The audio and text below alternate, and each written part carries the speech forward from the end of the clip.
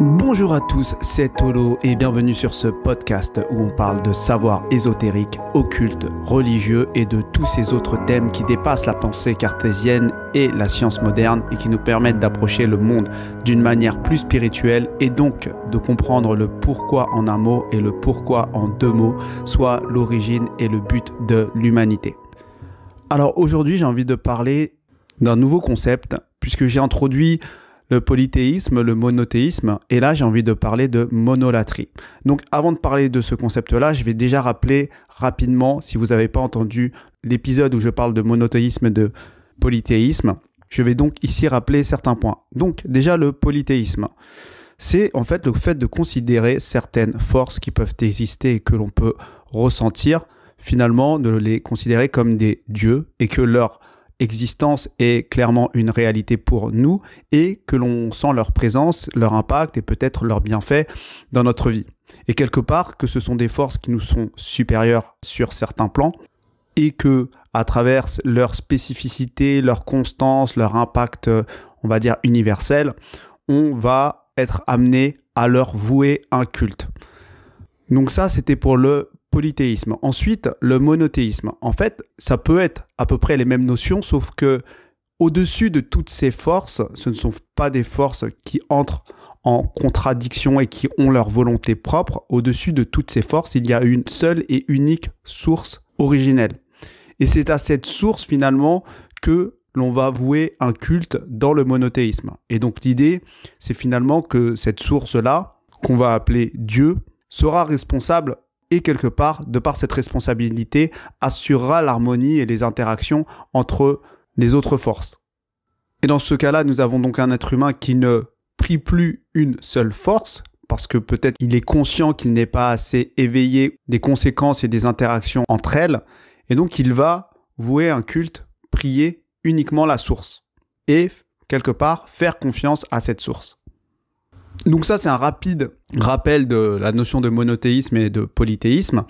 Et je vais ici préciser la notion de ce que moi j'appelle vouer un culte. Donc, vouer un culte, pour faire très simple, en tout cas de mon point de vue par rapport à cet épisode-là, ça va être diriger son attention vers une certaine direction. En l'occurrence, c'est la direction où se trouve là où les divinités, afin de reconnaître leur existence, reconnaître leur influence, être en paix avec elles et quelque part reconnaître leur supériorité et au passage les mettre au centre de notre vie.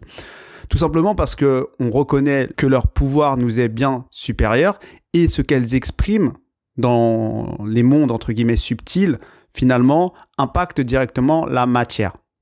Et donc à travers certaines pratiques, certains rituels, notre objectif c'est de nous connecter à cette ou ces divinités et finalement d'aligner notre volonté au leur pour notre bien de tous. Donc maintenant, une fois que la notion de polythéisme est rappelée, monothéisme est rappelée et que j'ai rapidement introduit la notion du culte aux divinités, j'ai envie d'introduire cette fameuse notion de monolatrie.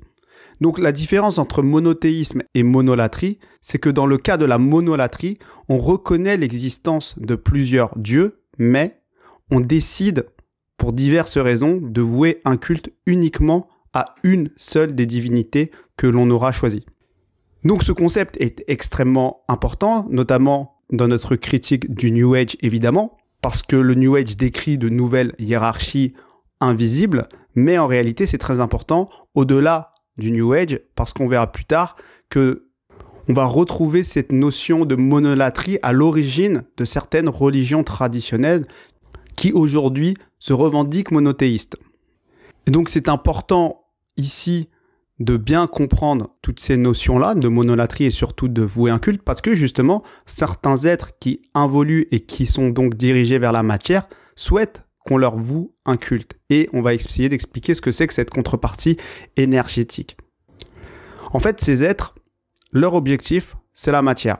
Donc pour ces êtres-là qui involuent, c'est un honneur pour eux d'influer sur la matière, de régner sur la matière. Alors si des êtres incarnés comme nous commencent à leur vouer un culte, et donc si je reprends ma définition précédente, si on commence à diriger notre attention vers eux, notre énergie vers eux, qu'on commence à reconnaître leur supériorité, qu'on commence à mettre ces êtres au centre de notre vie, qu'on commence à pratiquer certains rituels pour se connecter à eux et aligner notre volonté au leur, et bien évidemment que pour ces êtres-là, c'est du pain béni. Donc ici, je personnifie un peu pour simplifier, mais vous comprenez bien que c'est simplement une énergie qu'on alimente dans une des directions donc d'involution ou d'évolution. Et donc, il s'agit simplement de jeux énergétiques subtils qu'on va échanger entre elles et nous. Donc, ce n'est pas du tout la même chose de vouer un culte ou de monolatrer un être qui involue, qui lui est dirigé vers la matière, que de monolatrer ou de vouer un culte à un être qui évolue. Encore une fois, l'être qui involue va chercher à descendre et influencer la matière. Il va chercher à développer son ego, il va chercher à avoir plus de libre arbitre, il va chercher à expérimenter le choix entre le chaos et l'harmonie, mais il va surtout chercher à s'éloigner des volontés supérieures. Et donc, donner de l'énergie à ces êtres-là, c'est un peu cautionner cette direction-là. Et donc, on va un peu porter cette direction d'involution en nous. Et en réalité, c'est pas vraiment notre objectif et c'est pas vraiment notre mouvement. Alors que donner de l'énergie à un être qui évolue, ça n'a pas du tout le même impact puisqu'il n'est pas réellement tourné vers nous. On va donner à un être qui, lui, va chercher à revenir à l'unité. Et il va chercher à rejoindre la volonté du Père. Et qui, lui, va chercher à jouer sa propre note juste à son niveau à lui. Donc, ce n'est pas du tout la même intention. Maintenant que tout ça est dit, vous pouvez intuitionner un peu la manière dont ces êtres qui involuent vont nous séduire pour avoir notre attention dans un premier temps et nous amener à leur vouer un culte. Il faut bien comprendre que leur rôle, que leur manière de jouir, c'est d'influencer la matière. Donc forcément, si votre objectif dans votre vie, c'est d'avoir plus de résultats dans un domaine, dans la matière, etc., et que vous êtes prêt à tout pour avoir ces résultats-là, il y a beaucoup d'êtres en réalité qui peuvent vous aider à parvenir à vos résultats. Mais encore une fois, notre consentement énergétique est important. Notre libre arbitre doit être, entre guillemets, respecté, même si, qu'on le veuille ou non, on a des interactions inconscientes avec ce type de force-là, parce que notre désir, même inconscient, crée des choses. Et plus notre désir est ardent, brûlant, bouillant, plus potentiellement on va appeler des énergies qui vont créer dans la matière. Évidemment, ça, c'est des choses que l'on peut faire de manière inconsciente, mais en réalité, ce qui est beaucoup plus risqué, c'est tous ces actes qui demandent un réel engagement de notre part. Et donc là, je parle ici d'actes vraiment conscients ou ritualisés. Et là, dans ce cas-là, c'est clairement ce qu'on appelle des pactes. Et je vous rassure, il y a quand même beaucoup de nuances entre le désir ardent brûlant et le pacte satanique comme on peut l'imaginer. Donc, c'est pas vraiment du tout pour inquiéter qui que ce soit, mais c'est simplement pour dire que même notre désir ardent, brûlant, bouillant interagit avec, comme le dit la loi de l'attraction, avec l'univers et donc avec certaines forces involutives. Et d'ailleurs, c'est pour ça que plus je prends conscience de tout ça, plus il est important pour chacun de faire attention à ses désirs et de les remettre à une volonté supérieure pour ne pas que notre ego, finalement, dans sa volonté et dans sa détermination, ne collabore avec tout et n'importe quoi juste parce qu'il veut quelque chose dans la matière.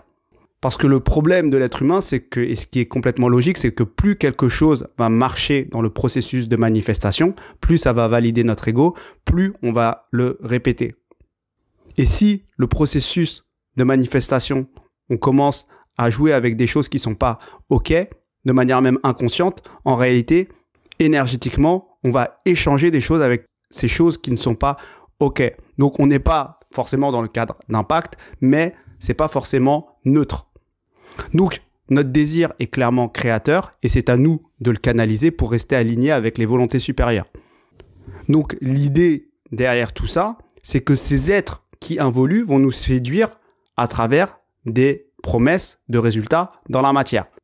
Soit directement, donc pour certains qui ont des connexion, on va dire, directe de canalisation, etc., soit à travers des pratiques, mais en tout cas, l'objectif, c'est la matière. Et vous devez comprendre que quand je dis pratique, c'est que tout ce qui est symbole, tout ce qui est geste, ritualisé, etc., sont des passerelles pour se connecter à des énergies.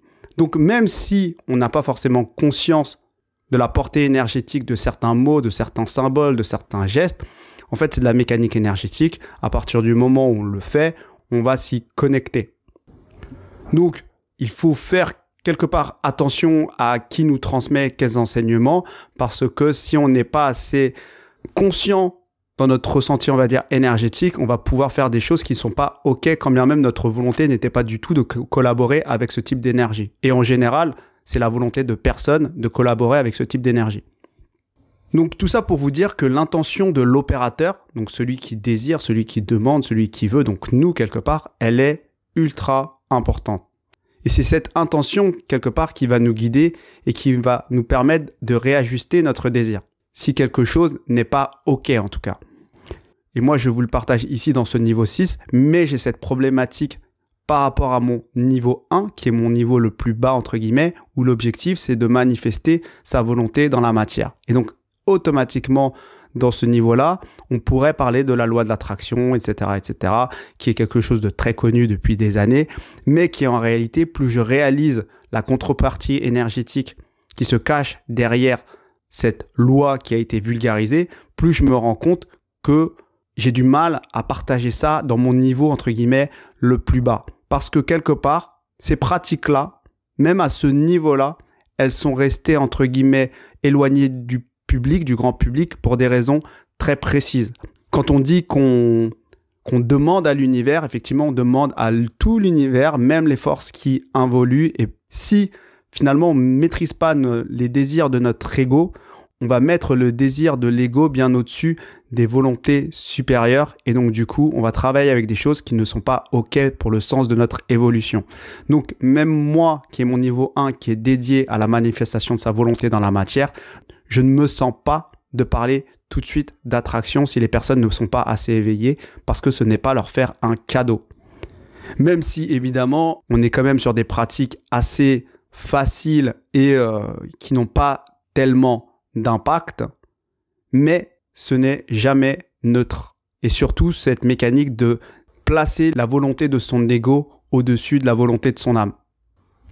Donc, je le rappelle ici, l'intention ou le niveau de conscience de l'opérateur ou de celui qui désire ou celui qui demande est très important. Parce que si sa polarisation est focalisée exclusivement vers la matière et que son épanouissement ne se fait qu'à travers la manifestation des désirs de son ego dans la matière, il va pouvoir aller très loin dans ce processus de manifestation pour manifester toujours plus, jusqu'à potentiellement vouer un culte à un être, par exemple, qui involue. Donc ces êtres qui veulent notre énergie et qui vont emmagasiner notre énergie à un certain niveau vont augmenter grâce à nous et notre énergie leur force d'influence dans la matière. Donc nous ne devons pas négliger toute cette époque très égotique où des personnes utilisent justement cette fameuse loi d'attraction, voire certains utilisent la magie, ou ces personnes qui peuvent canaliser des guides ou juste pour se sentir mieux ou sauver l'humanité par rapport en tout cas à la vision de leur ego et qu'ils ont de l'humanité idéale. En réalité, nous sommes dans une époque où nous donnons énormément de force à ces êtres qui involuent. Et donc, ce n'est pas du tout par hasard que nos élites ont quelque part designé ce monde guidé justement par certains êtres qui involuent clairement et qui finalement, à travers nous, notre désir, nos frustrations, nos peurs, enfin tout ce qu'on vibre aujourd'hui, vont donner énormément de force à toute une hiérarchie qui involue. Et donc, du coup, finalement, on leur donne de la force pour descendre encore et toujours plus vers la matière et influencer encore et toujours plus la matière. Donc voilà ce que j'avais envie de vous partager aujourd'hui. Ce podcast, c'était un peu un podcast d'introduction à la notion de monolatrie parce que c'est quelque chose qu'on va retrouver beaucoup parce qu'il y a beaucoup d'êtres qui veulent être entre guillemets monolatrés et qui vont usurper certaines identités et vont mentir pour avoir votre attention et pour avoir votre énergie. Parce que quelque part, ce qu'ils veulent, c'est votre consentement énergétique, mais au niveau des mots, ils font ce qu'ils veulent. Et c'est quelque chose qui va nous permettre d'avoir de nouvelles grilles de lecture, notamment sur l'origine des religions monothéistes et développer un regard un peu différent sur tout ça. Donc voilà ce que j'avais envie de vous partager. Je vous partage ici ma grille de lecture personnelle par rapport à ma sensibilité et je déroule au fur et à mesure. Je découvre moi-même le chemin avec vous à travers ces podcasts. Ça me permet moi de mettre ma pensée, tous mes ressentis, on va dire intuitifs, au clair. Et donc, on va sûrement attaquer des sujets un peu plus touchy, mais il faut poser toujours des bases. N'hésitez pas à enrichir ou à commenter ce podcast s'il vous en dit. N'hésitez pas à vous abonner et à partager. Je vous souhaite une bonne journée et à bientôt.